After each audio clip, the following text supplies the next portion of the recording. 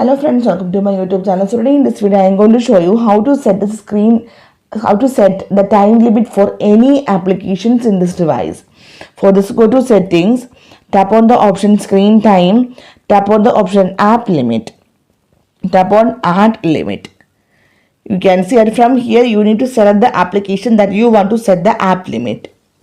So if you want to set an app limit for any social media application, then select the option social. Then from here you need to select the application. So simply here I am going to set the app limit for the WhatsApp. Then select this one. Tap on next. So here we can enter the time for this application.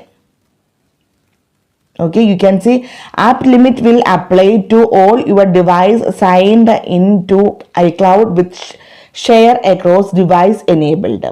A notification will appear 5 minutes before the limit is reached. So simply here I am going to set the time limit for 1 minute. Now tap on add. And before the 5 minutes you will get the notification. Just wait for a few seconds.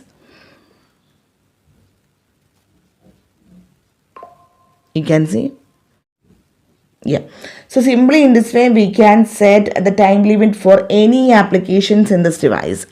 So hope you guys enjoy this video. Thank you for watching. Thank you.